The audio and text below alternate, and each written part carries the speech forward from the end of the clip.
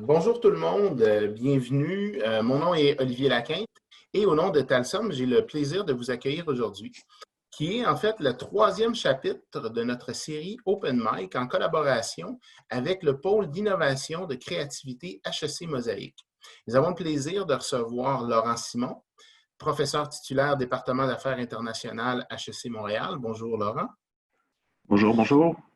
Benoît de Perlongue, j'espère toujours que je prononce le nom correctement, directeur général des cuisines collectives Hochelaga Maisonneuve. Alors, bonjour tout le monde. Et nous aurons Nathalie Larue, première vice-présidente stratégie marketing pour le mouvement Desjardins, qui se joindra à nous. Elle termine une rencontre, donc un peu de retard.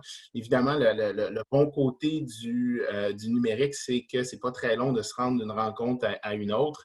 Mais donc, dès qu'elle le pourra, elle va se joindre à la conversation.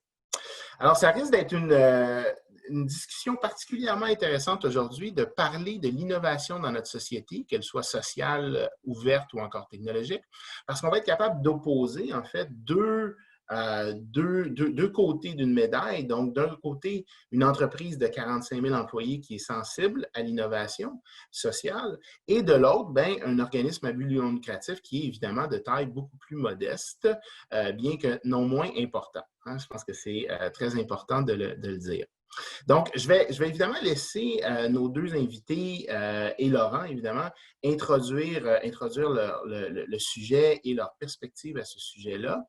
D'entrée de jeu, par contre, je dirais que, évidemment, nous, chez Talsom, l'innovation, en fait, on a fait de l'innovation la base de nos interventions chez nos clients à travers la méthodologie de design thinking pour les aider à cheminer tout au long de leur transformation d'entreprise.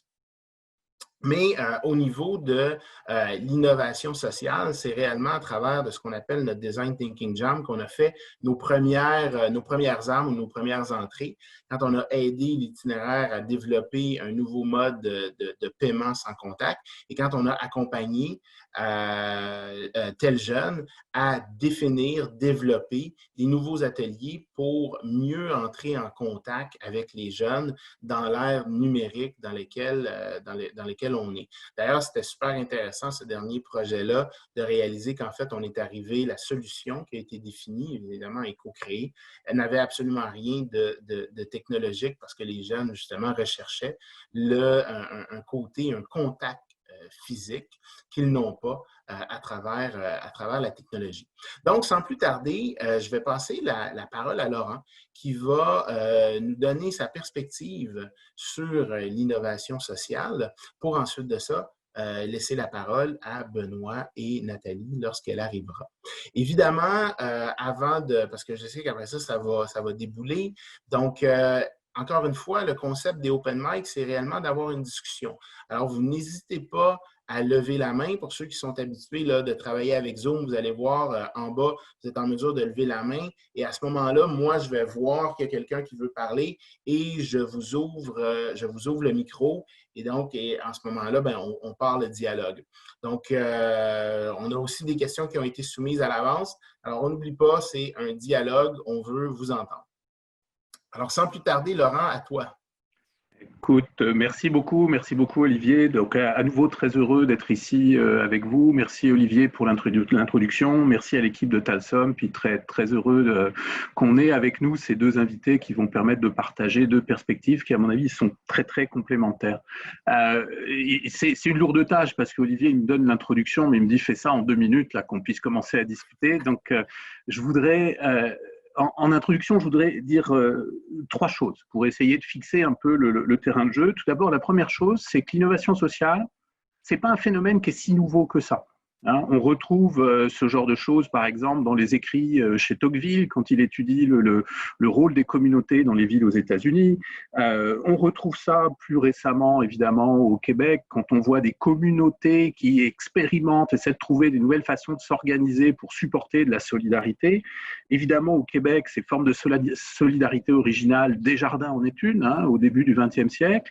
On a plein d'autres exemples. On a des initiatives historiques en financement au Moyen-Âge, le microfinancement islamique, la tontine en Asie, etc. On a plein d'exemples d'innovation sociale historique. Donc, première idée, c'est pas nouveau. L'arrière-plan de ça, les principes, c'est l'empathie, c'est l'inclusion, c'est la communauté au service d'elle-même et qui essaie de supporter ses plus vulnérables.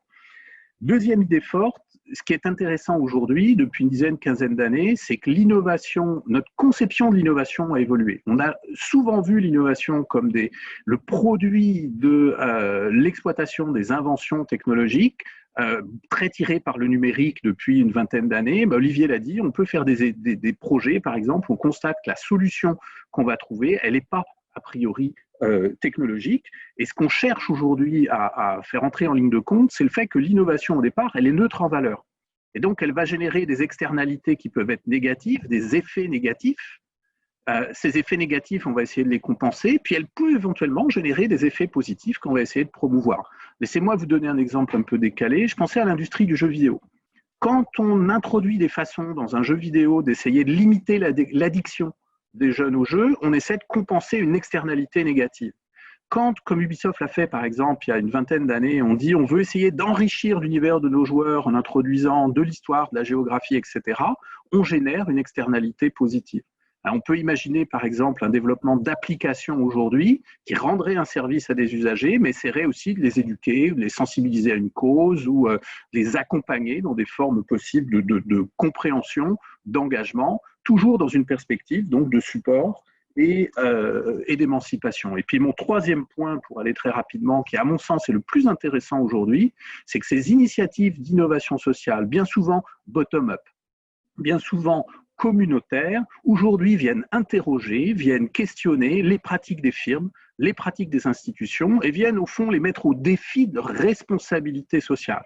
Alors c'est probablement ce qui est le plus intéressant aujourd'hui, c'est que peut-on apprendre de ce dialogue entre des initiatives bottom-up et puis le travail qu'essaie de mettre en place de façon un peu plus responsable aujourd'hui des grandes organisations. Alors on aura peut-être l'occasion d'y revenir aussi.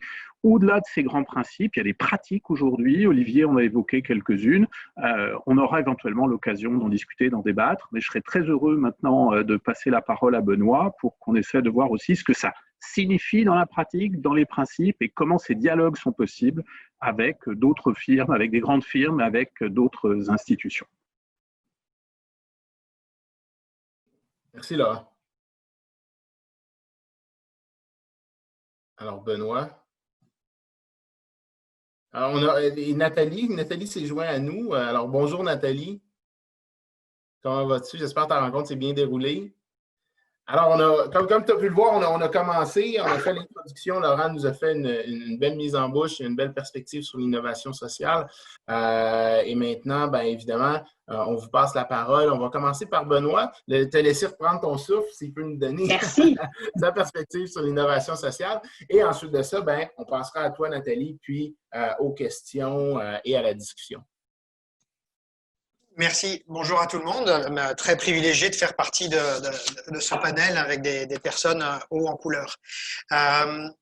L'innovation sociale, pour moi, était quelque chose qui était marginal à une certaine époque et qui devient plutôt un moteur du cheminement de notre société aujourd'hui. L'innovation sociale a une responsabilité d'avoir une certaine agilité pour pouvoir à côté autant le corporatif que l'institutionnel vis-à-vis des organisations un peu plus petites comme la nôtre et de forcer un cheminement, de contribuer à quelque chose qui avant était un petit peu à part, mais aujourd'hui doit nous amener vers ce que devrait être la société de demain aujourd'hui, un peu plus responsable, un peu plus environnementale et surtout beaucoup plus collective. Les petites organisations, je pense, doivent garder une vue d'ensemble, non pas nécessairement pour être juste des leaders, mais des accompagnateurs de mouvements populationnels. On le voit beaucoup dans ce qu'on fait tout de suite dans la cuisine collective avec des mouvements de bénévoles, de jeunes qui viennent s'impliquer, mais qui veulent garder leur liberté de mouvement. Donc, il faut canaliser, accompagner les besoins des gens aujourd'hui pour arriver là. Je crois qu'au niveau de l'innovation, il faut beaucoup sortir de la boîte. Les événements actuels nous proposent, nous provoquent, nous l'imposent, je dirais. Et moi, quand on a fait fleurir, grandir la cuisine collective, j'avais beaucoup, Laurent utilisait des exemples. Moi, Détroit est une ville qui m'a beaucoup intéressé pour regarder l'empowerment d'une population sur comment prendre les territoires, comment se les approprier collectivement. Innovation, quand on parle social, j'aime bien. L'innovation technologique, pour moi, devrait être au service du social aussi. Il y a des choses qu'on ne sait pas faire et les grandes corporations, les grandes technologies doivent pouvoir nous desservir pour ramener, acheminer quelque part. Et puis, je ne peux pas m'empêcher de façon très naïve à me souvenir d'un film qui était Apollo 13 où quand les astronautes manquent d'oxygène, on leur demande avec rien de faire rentrer un carré dans un rond. Donc, voilà un petit peu comment je vois l'innovation sociale dans son ensemble à l'heure actuelle. Intéressant, merci. Alors, Nathalie, chez vous, l'innovation sociale, ta perspective chez Desjardins, comment vous vivez ça? Écoutez, moi, j'ai l'impression de venir d'une organisation qui s'est bâtie il y a 120 ans par l'innovation sociale, à la prise en charge de populations, les populations francophones, les populations plus rurales, pour se donner des moyens financiers pour être en mesure de répondre à leurs besoins.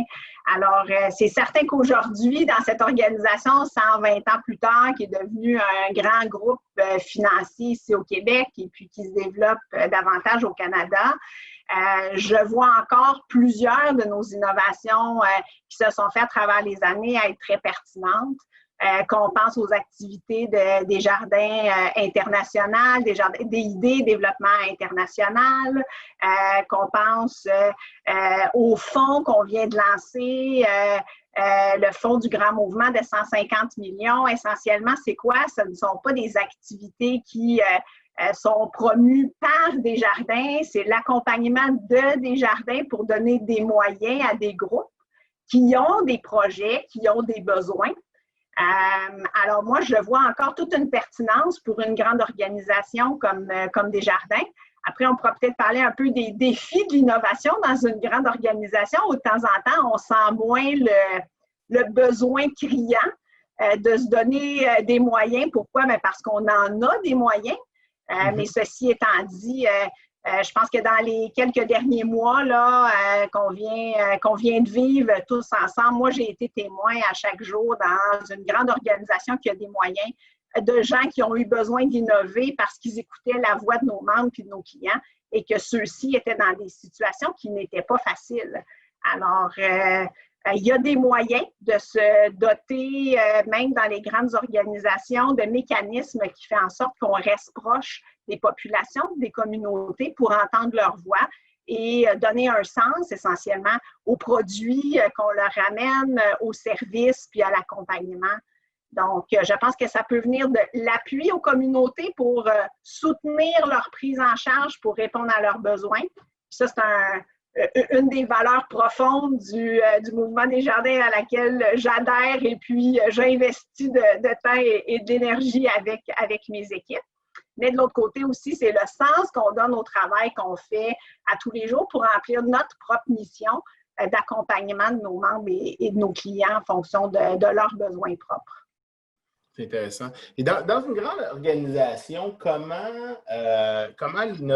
l'innovation sociale est discutée? À quelle fréquence? Est-ce que c'est une préoccupation qui est constante? Est-ce que c'est un point à l'agenda du conseil d'administration, du comité exécutif? Comment ça se vit et comment ça remonte? Bien, écoutez, ça va peut-être me permettre d'excuser mon retard en même temps. Donc, je sors tout juste d'une rencontre du conseil d'administration du mouvement Desjardins. On est en exercice de réflexion stratégique. Et la grande question qui ressort des collègues, des administrateurs et de l'équipe de direction, c'est aujourd'hui, comment faire pour rester pertinent, bien ancré dans les besoins des communautés et que les gens sentent le sens de notre investissement et de nos efforts. Alors, on a souvent l'impression, nous, peut-être à juste titre, qu'il n'y a pas autant une reconnaissance des gestes locaux qui sont faits, proches des communautés. Hein? Donc, les gens ont davantage les yeux rivés sur ce qu'on va dire de nous dans les journaux. Hein? Donc, quand on parle de la grande marque, plutôt que des gestes locaux, vous seriez surpris de savoir le temps qui est investi à appuyer donc, les activités qui se font en proximité. Parce que je pense que l'innovation sociale, ultimement, elle doit se faire en proximité des populations, des besoins qui sont différents d'un milieu à l'autre. Donc, il y a quand même beaucoup d'énergie, d'effort qui est mis. Le défi est toujours de savoir ultimement comment faire pour être pertinent au bon moment avec les bons moyens. OK, intéressant. Donc, évidemment, je rappelle aux gens, n'hésitez pas à poser des questions. Les gens sont toujours un petit peu gênés au début. Si vous levez la main, je vais vous voir et je vais pouvoir vous donner la parole. Évidemment, on prévoit un peu le coup, hein, fait en préparation, on demande, quand les gens s'inscrivent, on demande s'ils ont des questions qu'ils veulent poser. Et j'en ai une ici de Louis Gagnon, en fait, pour partir le bal. Puis bon, évidemment, je pense que ça reste l'éléphant dans la pièce, on ne peut pas passer à côté. Est-ce que, selon vous, la gestion de l'innovation dans vos organisations, la gestion de l'innovation sociale va être différente avant et après la crise qu'on est en train de vivre, c'est-à-dire la crise du COVID? Écoutez, je peux me lancer. Ben oui. Moi, je pense qu'il est très tôt pour le dire. Donc, très candidement, je pense qu'il est très tôt pour le dire. Ceci étant dit, dans les échanges que j'ai régulièrement avec les équipes à ce moment-ci, donc moi, je pilote des équipes de stratégie, de marketing, d'innovation, je me rends compte que les personnes qui sont appelées à vivre dans leur contexte familial, qui vivent leur vie professionnelle dans leur contexte familial, amènent autre chose à la table. Pourquoi? Parce que l'innovation, ça passe par les personnes, ça passe par la motivation personnelle, ça passe... Et moi, je sens que les gens sont actuellement très connectés. Il y a moins de dissociation entre leur responsabilité professionnelle puis leur responsabilité personnelle, familiale, dans leur propre milieu. Et moi, à ce moment-ci, gérer le processus d'innovation, est-ce que ça devra se faire différemment? Je ne peux pas vraiment porter un jugement. Je trouve que c'est tôt. Mais est-ce que les gens qui viennent à la table amènent autre chose parce qu'ils vivent, comme moi, là, je suis dans mon bureau. Il y a 5 minutes, j'étais dans un conseil d'administration d'une organisation qui a 45 000 employés, puis mon fils est rentré chercher les papiers. Puis je peux pas oublier qui je suis, je peux pas oublier d'où je viens. Moi, j'ai l'impression que ça va créer de l'impact pour la suite. OK. Benoît, ta perspective? Oui, je dirais que le timing actuel nous a provoqué justement cet esprit d'innovation sociale. On voit la collectivité réagir de façon très très rapide et puis sortir de la boîte. Les institutions municipales, gouvernementales au niveau provincial que fédéral agir très très vite. Je prendrais des notions de toute bête organisationnelle du quotidien pour des permis en ville qui prennent 3 mois normalement, en même pas une semaine arrivent à sortir. On arrive à être créatif sur les financements d'urgence, on arrive à être créatif sur l'approche de relations des réseaux ensemble. Je me souviens de quelqu'un dans une formation qui nous balançait, puis j'étais très surpris que pratiquement 30% de notre temps en entreprise devrait être en innovation. Je n'ai jamais vu, dans la période où on a dû se repenser, voir autant les équipes en ressources humaines se repenser et faire preuve de créativité dans ce qu'ils faisaient et triper dedans, vraiment s'amuser à l'intérieur de ça.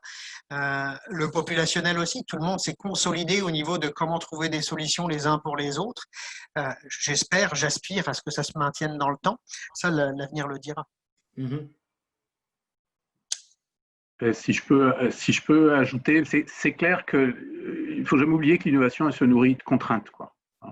Et cette situation Covid, post-Covid, elle va amener des nouvelles contraintes à la table qu'on va devoir intégrer. Mais ça, c'est la partie, je dirais, presque technique, les contraintes sanitaires de distanciation, etc. Mais surtout, cette crise, comme on y est tous dedans, elle va renforcer un peu ce que vous disiez tous les trois, c'est-à-dire cette perspective où on redécouvre qu'on n'est pas uniquement un acteur organisationnel, mais qu'on est aussi une personne et que le client qui est en face de nous est une personne. Et la question, ça va être aussi, le terme que j'ai employé est terrible, mais ça va être d'être capable d'innover en bon citoyen post-Covid. C'est-à-dire de comprendre qu'il va y avoir des phénomènes de solidarité qui vont toucher la responsabilité de l'organisation, la responsabilité collective, les responsabilités individuelles, et que comme organisation, on doit être capable d'accompagner ça. Après, du point de vue des pratiques, vous l'avez mentionné, tu as parlé de design thinking, vous avez parlé, Nathalie, d'attention aux membres. Je pense qu'on va avoir un renforcement, c'était déjà très présent, mais un renforcement, une accélération, je l'espère en tout cas, de l'attention à l'autre.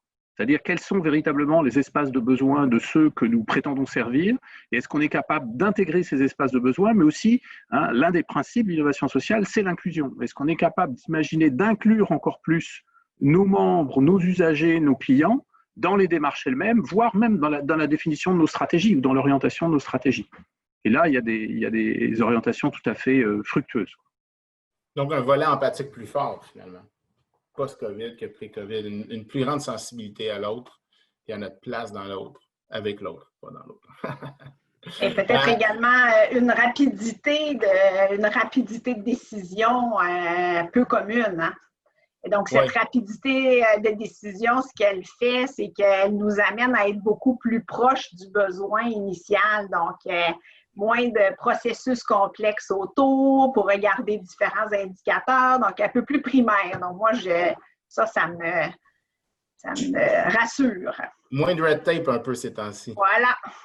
Mais là-dessus, j'intégrerais même carrément, je n'aurais jamais à côté à l'humain, mais le circuit court aussi, hein, le relationnel avec notre réseau de proximité. Je ne vais pas être vendu à Desjardins, mais la Caisse d'économie solidaire a été un acteur extraordinaire pendant cette période-là. C'est des gens qui bougent très vite, très bien. Et ça, c'est parce que c'est des réseaux de proximité. Hein. Super. Donc, on a une main levée. Donc, Stéphane qui a une question. Oui, bonjour. Effectivement, j'ai une question.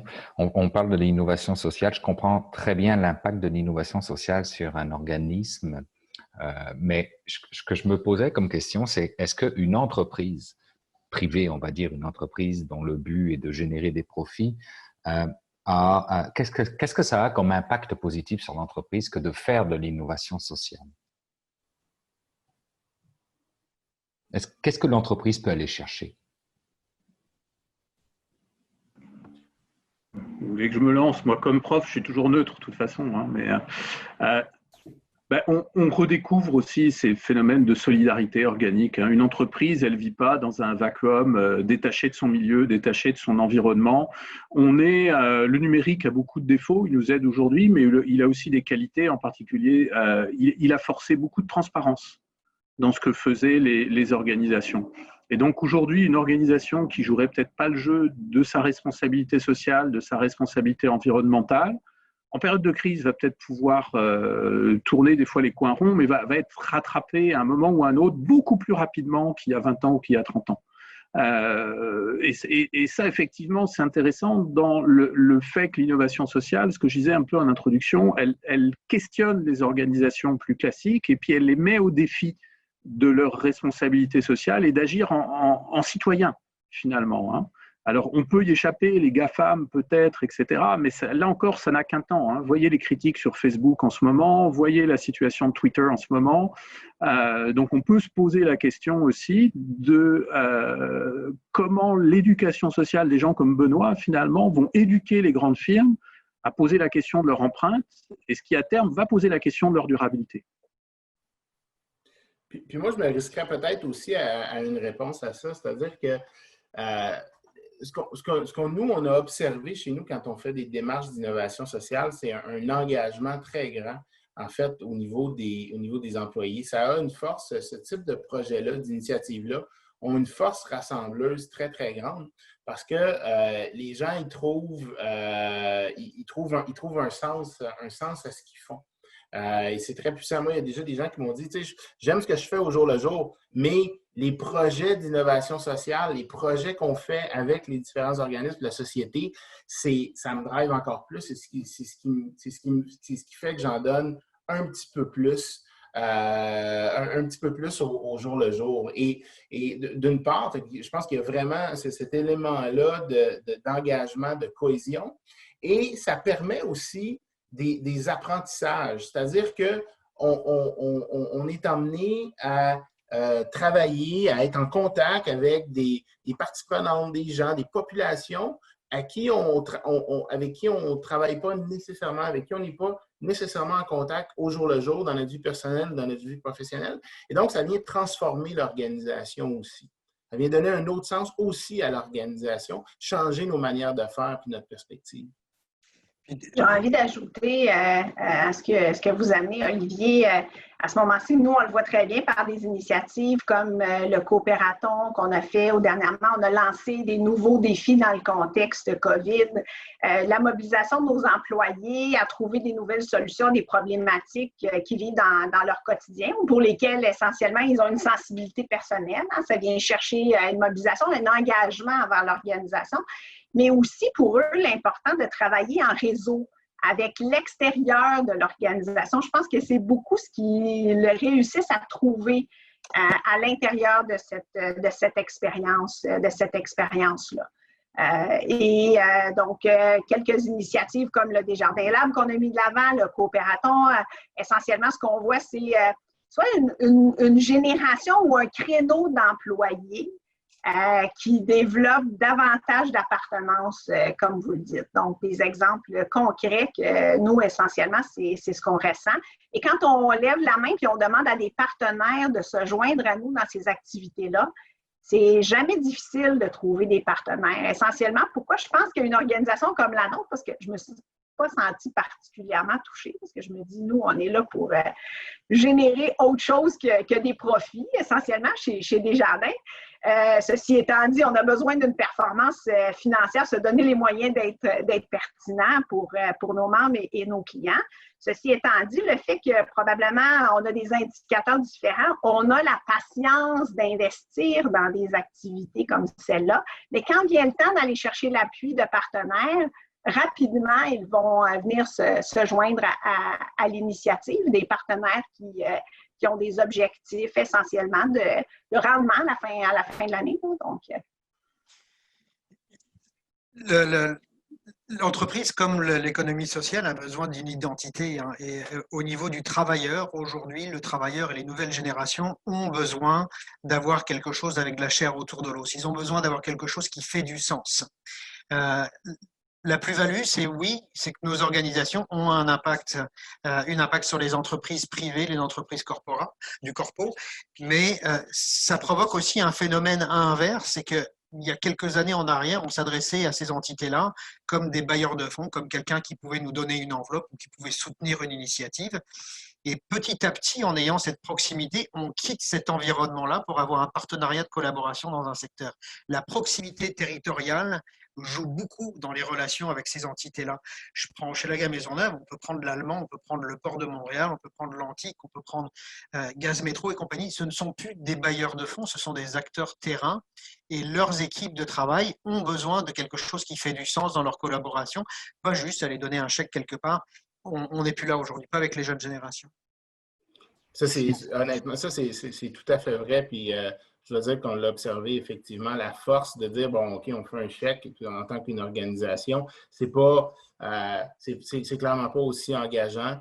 Et les gens vont pas, les employés, les équipes vont pas, c'est rapidement oublié versus justement aller donner. Puis, le sentiment d'accomplissement qui vient de mettre réellement ses connaissances au service des organismes au service de la société est beaucoup plus valorisant, en fait, pour tout le monde. Donc là, j'ai une question de Anne-Marie de LG2 qui dit, et ça revient un peu d'entrée de jeu quand on parlait de la technologie, à partir du moment où les aides à innover favorisent davantage les innovations technologiques, pensez-vous que l'innovation sociale dont les solutions n'auront pas nécessairement recours à la technologie, ont des chances d'être entendues et autant créatrices d'intérêt auprès de ceux qui peuvent contribuer à propulser la solution?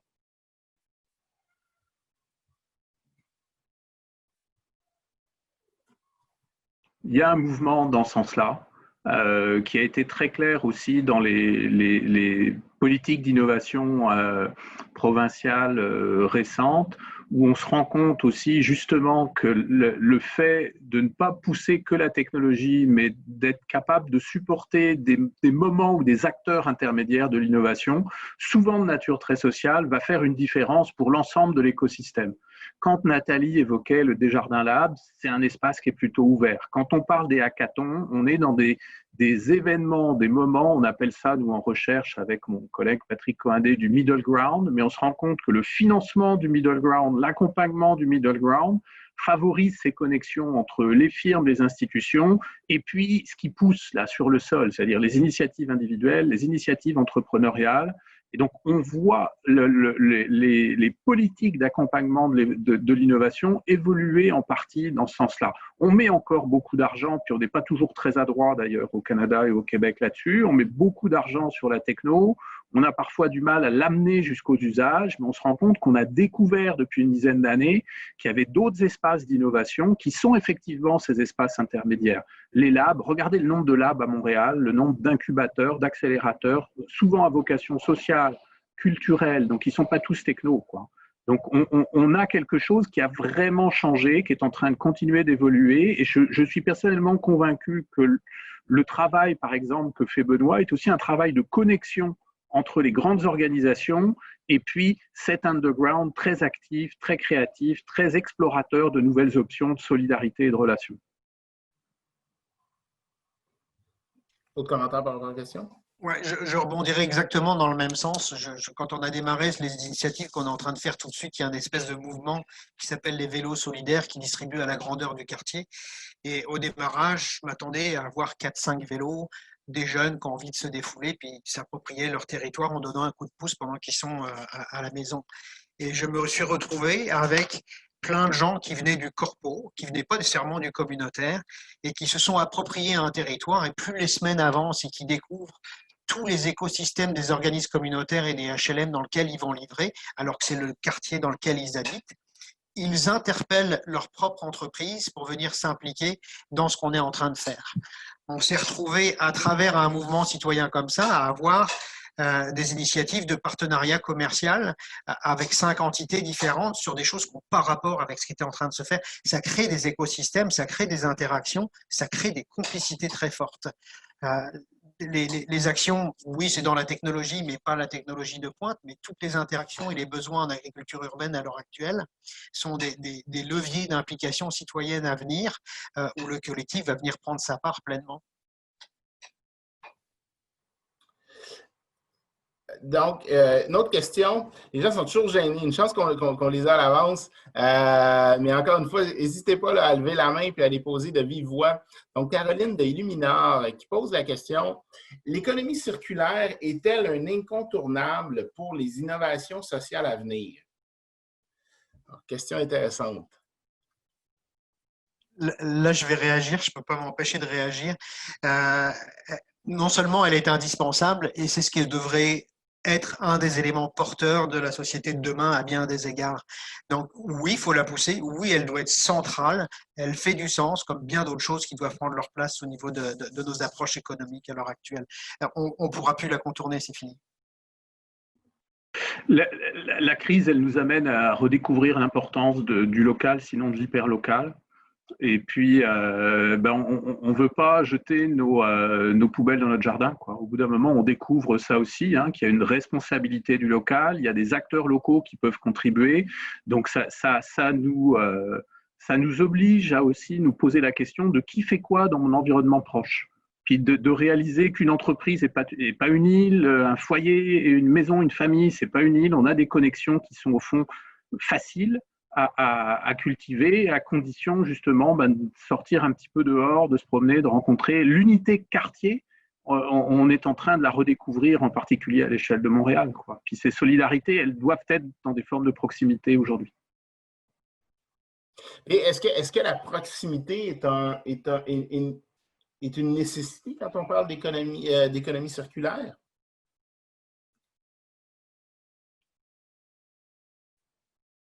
Une plus-value. Une nécessité, pas forcément, parce que dans le circulaire, on peut avoir nos réseaux qui sont un peu plus éloignés, qui viennent interagir là-dedans, mais c'est effectivement une plus-value. La proximité est une plus-value là-dedans, mais elle ne peut pas fonctionner uniquement de proximité. Il y a des acteurs qui ont des rôles à l'intérieur de ce circulaire et qui sont un peu plus lointains, ne serait-ce au niveau du transfert d'expertise qu'au niveau des compétences ou au niveau du matériel. Puis, comment, donc, j'ouvre à une autre question de Lise de Mosaïque Ottawa, l'Université d'Ottawa. Quel style de leader en entreprise peut mener à bien l'innovation sociale? Quel style de leadership est-ce qu'on doit développer? Je ne sais pas si vous me le permettrez. Moi, j'allais dire, habituellement, je ne suis pas très fervente de qualifier le leadership d'un genre ou d'un autre, là, mais je pense que le leadership sensible est nécessaire. Alors, on a tendance à mettre des mots en disant le leadership féminin, là, donc l'écoute, la sensibilité essentiellement à ce que les autres peuvent apporter. Moi, j'ai cette impression-là à ce moment-ci, puis je dis féminin, là, mais c'est un petit peu pour faire réagir, là, parce que ce n'est pas propre aux femmes que de faire preuve d'écoute, d'empathie, de revenir aux besoins à la source, d'être également... parce que, ultimement, l'innovation, on veut qu'avec le temps, elle s'installe, puis elle génère de la valeur, hein, puis qu'elle ne soit pas... elle n'a pas un impact court dans le temps, mais elle doit s'adapter, elle doit se mettre en place, elle doit s'améliorer. Et pour ça, ça prend du sang-froid sur le métier. Donc, ça prend de la patience, ça prend des qualités pour être en mesure. J'ai juste le mot en anglais en tête, là, d'entourer, hein, ultimement, pour protéger dans les étapes initiales et donner des opportunités de grandir pour la suite. Intéressant. Une autre intervention sur cette question-là? Ben, peut-être, en effet, on sait ce qui ne marche pas, en tout cas. On sait que du leadership surplombant qui vous dirait moi, je sais », fondé uniquement sur une expertise un peu froide, moi je sais ce qui est bon pour vous, on sait que dans ces univers-là, ça ne fonctionne pas. Et donc, j'aime beaucoup cette idée d'un leadership sensible, puis d'un leadership qui va être aussi capable de travailler la sensibilité de tous les acteurs de l'organisation.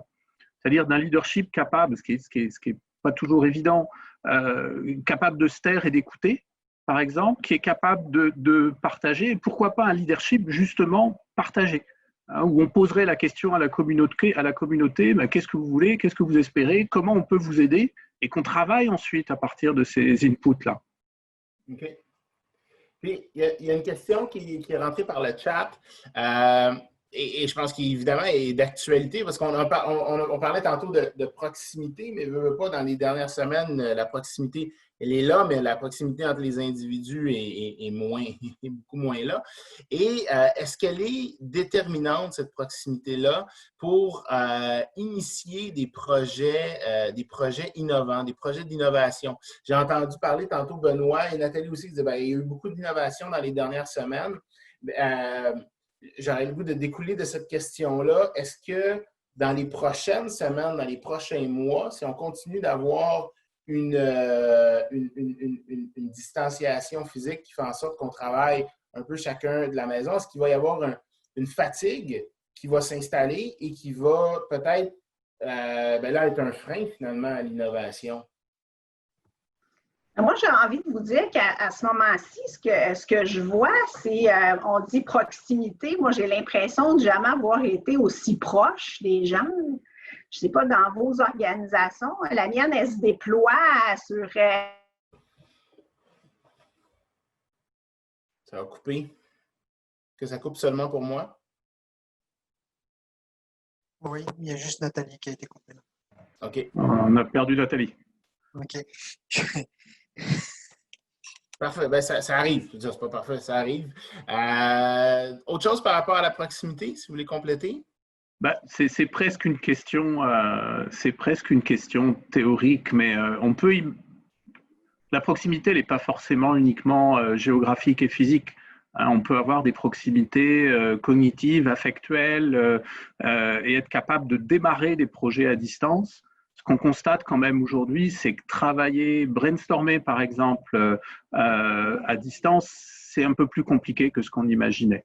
Et être capable de faire rebondir des idées de l'un à l'autre. Là-dessus, la proximité en période de crise, oui, elle va nous aider. La proximité physique, le fait de travailler concrètement, matériellement, même dans le local, elle va nous aider. Mais on peut imaginer que des communautés distantes soient capables de lever des projets transformateurs. On a des exemples en logiciel open source, par exemple, ou des grands mouvements internationaux. Mais quand on arrive à l'action concrète, effectivement, on va devoir faire des distinctions claires sur quel type de proximité on évoque, quoi. Il peut y avoir des proximités cognitives, affectuelles, etc. Je vois les notes de Raphaël qui passent devant nous. Mais celle qui permet de passer à l'action, puis de valider rapidement de façon agile de l'action concrète, c'est la proximité physique, quoi. C'est intéressant. Donc, je rebondis sur la discussion qu'on avait un petit peu plus tôt parce qu'il y a une question qui est rentrée par rapport au leadership sensible. Je pense que les différents types de leadership, c'est toujours une question qui est intéressante. Et la question de Amina est, est-ce qu'on fait référence essentiellement à des soft skills quand on parle de leadership sensible?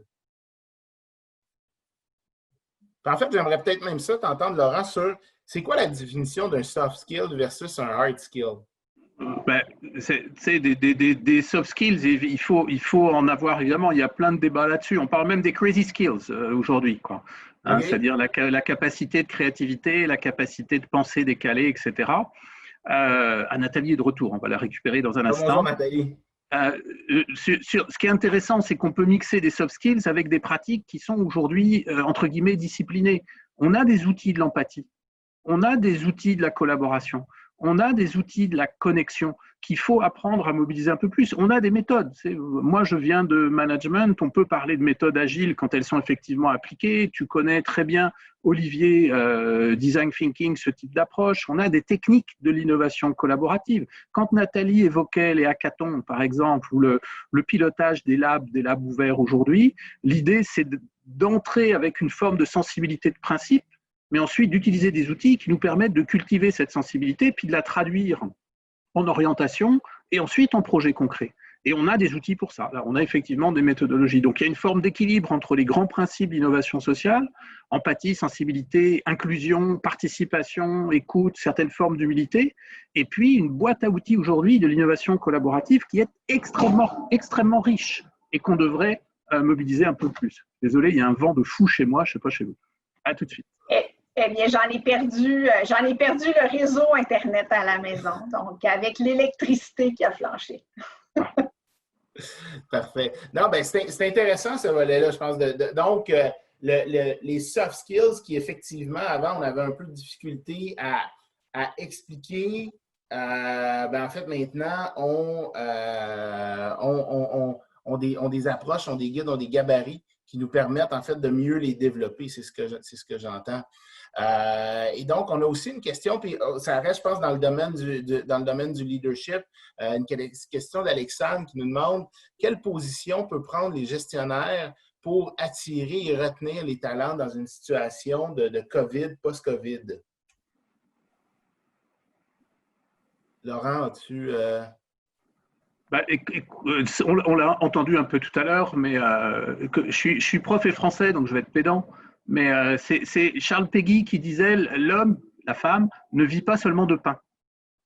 Et je pense que le travail du sens aujourd'hui, en particulier pour la génération montante, nous, par rapport aux entreprises, moi je suis prof, premier cycle, second cycle, on voit les nouvelles générations de travailleurs avant les autres. Et je peux vous dire que cette question du sens aujourd'hui, du pourquoi on fait les choses, de l'impact, de la différence qu'on va faire, de comment on va agrémenter la vie des gens, elle est clé. Dans l'engagement, dans la mobilisation, dans l'effort, le extra mile qu'on va mettre au travail, puis c'est ce qu'on évoquait tout à l'heure. C'est un facteur d'attraction, c'est un facteur de mobilisation, c'est un facteur de satisfaction au travail et c'est un facteur d'innovation. Si je peux me permettre d'ajouter, totalement dans le même sens que Laurent, essentiellement, nous, on mesure à la semaine les niveaux d'engagement des employés avec des outils qui ont été développés ici, Office Vibe, là, Et ce qu'on voit depuis le début de la crise, c'est une augmentation rapide de la mobilisation des employés. Et ce qu'on entend de plus en plus, c'est vous nous dites qu'on est là pour nos membres, et aujourd'hui, on le sent, on le voit. Il y a des gestes concrets, il y a des décisions quotidiennes qui se prennent. Alors, je pense que c'est ce qu'on a besoin de, ce à quoi on doit rester attentif. C'est non seulement le sens, mais c'est l'alignement des décisions quotidiennes à ce sens. Et je pense que les employés, pour leur faire confiance, ils sont en mesure de comprendre les fois où on doit prendre des décisions qui sont difficiles.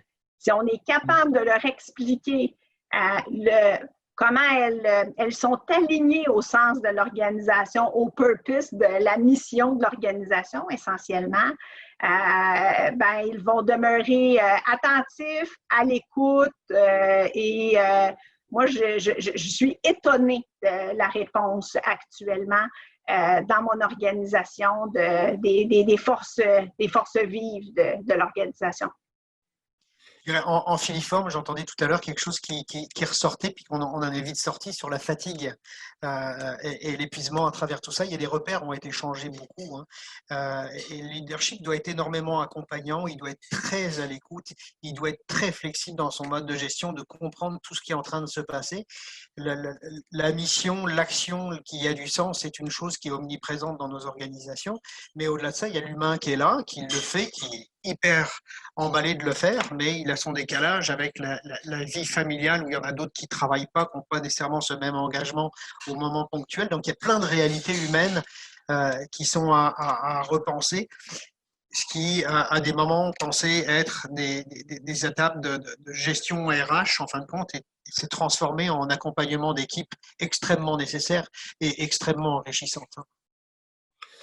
Puis, avant de passer à une question, Nathalie, dans ce que tu disais, il y a quelque chose une question qui m'est venue. Est-ce que le modèle coopératif, parce que Desjardins, c'est une coopérative, est-ce que c'est un facilitateur de l'innovation sociale? Et est-ce qu'on peut voir que, bien que méconnu, je pense que on connaît les coopératives, mais le fonctionnement et le volet à profit d'une coopérative. Je pense qu'il y a quelque chose que la plupart des gens, puis je vais avouer moi-même aussi, c'est un peu, c'est pas nébuleux comme on le fait, mais est-ce que c'est un modèle d'entreprise qui est peut-être amené à connaître un essor plus important dans le futur? Bien, écoutez, c'est sûr que quand on travaille dans une coopérative, ultimement, c'est un mode de détention d'organisation, hein, la coopérative. Alors, ça peut être que ça. Hein.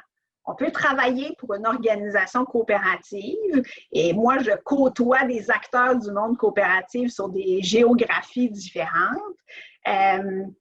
Qui sont devenus essentiellement des entreprises qui, dans leur pratique commerciale, sont très similaires à leurs compétiteurs dans la même industrie. Ceci étant dit, il faut réussir à demeurer fidèle à certaines des valeurs proches de la coopération quand on devient une grande coopérative. Puis ça se nourrit à tous les jours. Donc, rester proche des milieux, inciter les gens de chacun des milieux à être engagés dans leur communauté. Et ce n'est pas toujours local ou physique. Hein? La communauté, ça peut être des communautés d'intérêt. Moi, je vous dirais qu'avec le temps, je pense que oui, on va voir l'essor de plus de coopératives, des coopératives de travailleurs. Dans le contexte de transfert d'entreprise auquel on fait face actuellement, on voit de plus en plus de coopératives de travailleurs. Mais ceci étant dit, même quand on vit dans un contexte coopératif, il ne faut pas sous-estimer l'importance de mettre des mécanismes en place pour supporter cette proximité-là, cet engagement des personnes dans leur communauté et mettre en valeur ce qui en ressort. Parce que rapidement, on a tendance à se comparer à ceux qui vivent dans le même contexte d'industrie que nous sur nos pratiques commerciales. Aux yeux de nos clients, souvent, essentiellement, leurs attentes sont davantage à comment on répond à leurs besoins. Enfin, dans notre cas, c'est leur hypothèque, leur assurance. À nous de trouver des mécanismes pour leur démontrer qu'on peut aussi être un joueur qui a leur intérêt à cœur quand vient le temps de les aider à se trouver une maison au-delà de l'hypothèque qui viendra avec. OK, intéressant. Un autre commentaire par rapport à cette question-là? Oui, si revenir sur leadership et puis rebondir sur ce commentaire-là, je vais le faire en anglais malheureusement, mais il y a un terme qui était déjà en train de monter en puissance en gestion autour de la notion de leadership et que la crise forcément accélère, c'est la notion du care. Et care, c'est à la fois prendre soin, mais c'est surtout de ne pas s'en foutre.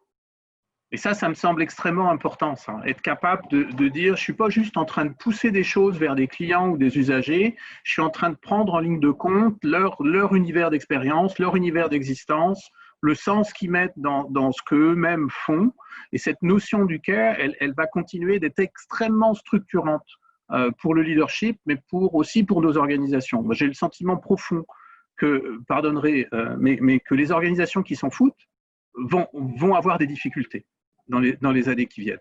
Et donc ça, c'est un défi aussi pour nous d'ailleurs, hein. C'est un défi de formation, c'est un défi, ce que tu disais sur le leadership accompagnant, Benoît, c'est un défi aussi de mobilisation, de sensibilisation de nos propres employés, de nos fournisseurs, de nos partenaires, mais cette notion du care, d'être attentif, de porter attention, mais aussi supporter, accompagner, prendre soin, elle est aujourd'hui au cœur de ce que doit devenir la gestion. Ouais, je vais beaucoup dans le même sens. La coopérative est quelque chose qui va rester omniprésent, hein. Aujourd'hui, on voit l'environnement, les gens choisissent leur environnement de travail, la couleur dans laquelle ils veulent travailler, ils veulent prendre des décisions, ils veulent avoir une autonomie.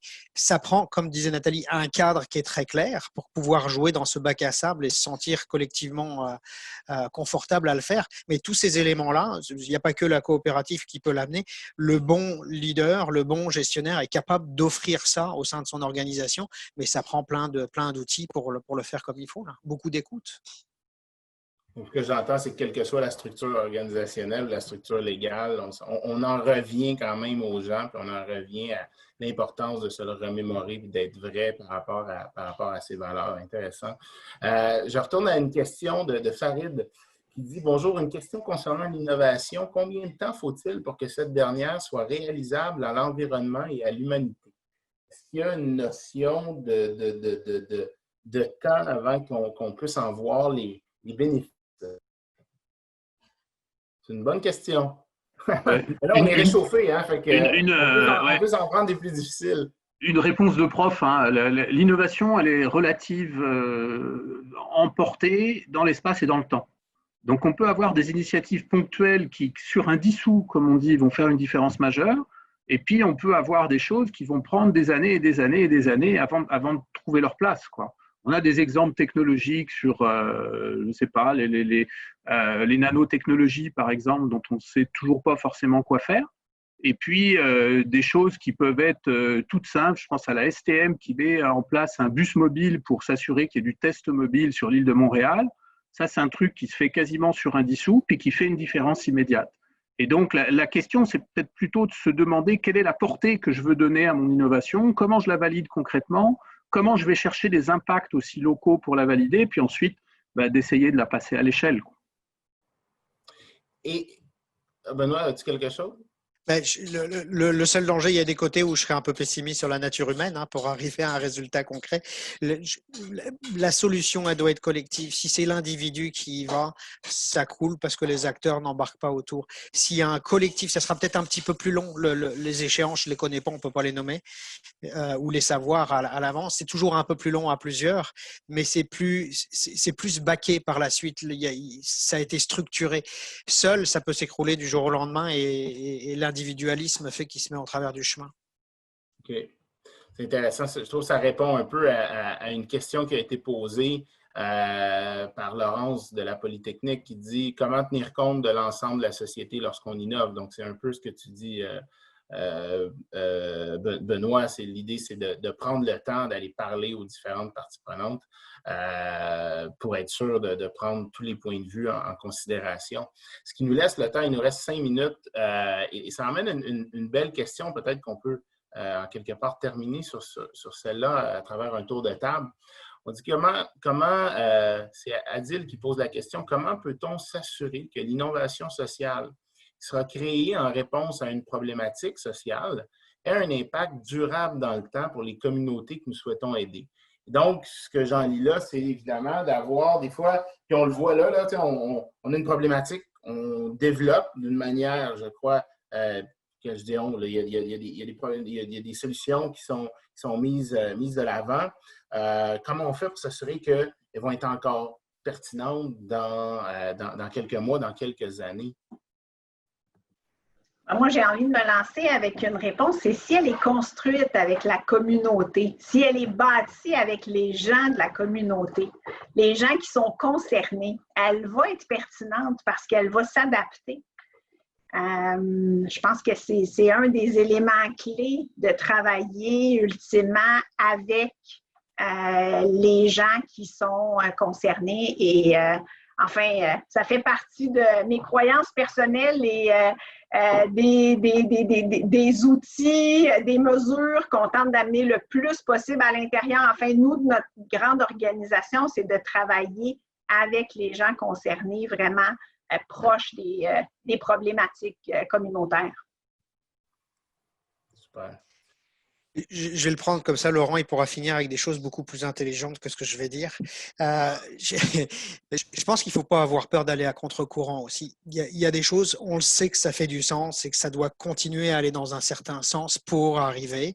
Je n'irai pas prendre le sable bitumineux comme exemple, mais il y a des choses où il faut savoir dire stop et aller à contre-courant de ce qu'on est en train de vivre collectivement. On ne peut pas le faire seul. L'écosystème, quand Nathalie dit communauté, le corpo avec les citoyens, avec les organisations, et les institutions, maintenir le cap, maintenir le mouvement et pas oublier, la Covid nous amène plein de beaux trucs tout de suite, c'est un enjeu qui est difficile, il y a des choses très dures qui se passent, mais ça a consolidé énormément de choses. Il ne faut pas que ce soit un point virgule, on retourne à la normale et ça va prendre beaucoup de volonté. Je ne sais pas si je vais dire des choses intelligentes là, mais moi, j'aime beaucoup ce que j'entends parce que dans les principes de l'innovation sociale, on a cette idée très, très forte donc d'empathie, de participation, d'inclusion, mais aussi d'engagement et de sensibilisation et d'éducation. C'est-à-dire, si on fait ce travail d'éducation à travers des projets structurants, à la limite, l'entrepreneur social, l'idéal, c'est désolé Benoît, mais c'est qu'il se rende lui-même obsolète. C'est-à-dire qu'à la limite, la communauté prenne en charge, la communauté fasse émerger des projets nouveaux. Puis dans ce qu'on discute, puis peut-être pour moi, ça sera une conclusion ponctuelle de prof. À nouveau, je vais vous pointer vers une référence, mais il y a un très très beau pamphlet, une petite plaquette qui a été écrite par Henri Mintzberg il y a quelques années, donc que vous connaissez peut-être, qui est un des grands gourous de la stratégie, prof émérite à McGill, et qui s'intitulait Rebalancing Society, en disant nos grands défis dans une société capitaliste qui est allée très très loin d'un côté du balancier, l'un de nos grands défis, c'est évidemment de redonner un rôle à l'État, puis on l'a vu aujourd'hui, l'une des grandes innovations historiques, c'est l'État, puis sans l'État, on ne serait pas passé à travers de cette crise, mais il y a une troisième dimension que Mintzberg appelle la société plurielle. La société plurielle, c'est ce qui émerge des activités locales, des activités de quartier, des collectifs, des associations, des communautés. Et l'hypothèse de Mintzberg, c'est qu'une société en santé, c'est une société qui est capable d'équilibrer ces trois pôles. Le rôle de l'État, le rôle du marché, et puis le rôle des communautés, ce rôle émergent des solidarités, des expérimentations locales, des proximités sensibles, justement. Et on le voit aujourd'hui à travers cette crise. C'est-à-dire, sans cet équilibrage entre les trois dimensions, on serait beaucoup plus en difficulté. Puis souvent, notre défi, c'est de les maintenir.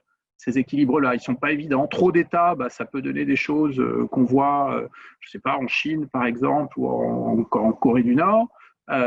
Trop de marchés, ça peut donner des paradoxes, comme on le voit des fois chez nos amis du Sud. Et puis, juste la société plurielle, elle ne peut pas fonctionner toute seule. Donc, on est au défi de comprendre qu'on est aussi dépendants les uns des autres dans ce rééquilibrage-là. Alors, je vous le recommande, Rebalancing Society de Henry Mintzberg, ça se trouve gratuitement en ligne en passant, on le mettra peut-être dans les références. Voilà. Absolument, je pense que je vais le mettre sur ma liste de lecture pour cet été. C'est très court en plus. Je trouve ça très intéressant. Puis, tu as dit un mot, je me permets, là, il nous reste quoi?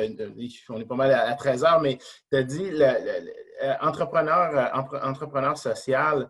Et je me demande si, en quelque part, tous les entrepreneurs ne devraient pas être des entrepreneurs sociaux et des leaders être aussi des leaders sociaux. C'est-à-dire que ça devrait peut-être aller de soi dans le futur de toujours avoir cette préoccupation-là à partir du moment où on lead une équipe, on lead une organisation. Alors, ce serait peut-être là-dessus que, parce que je suis sûr que ça pourrait faire un autre sujet. Encore une fois, écoutez, merci beaucoup de votre participation. Ça a été hyper intéressant. C'est notre 3e chapitre, comme je le disais d'entrée de jeu. Et vous voyez, malgré que les gens sont encore très gênés à parler, c'est là qu'on a eu le plus de questions. Donc, on voit que je pense que la formule commence à prendre. Donc, beaucoup de questions écrites qui sont rentrées à travers le chat, qui sont rentrées à travers le Q&A. Donc, clairement, c'est un sujet qui est d'actualité et qui a suscité de belles discussions. Alors, Benoît, Nathalie, Laurent, je vous remercie beaucoup. Je souhaite de passer une belle après-midi venteuse, hein, clairement. Il y a l'air de venter ici aussi. Alors, on va peut-être aller attacher nos meubles de patio. Alors, merci beaucoup encore et à la prochaine. Merci à tous. Merci pour l'invitation. À très bientôt. Merci, merci.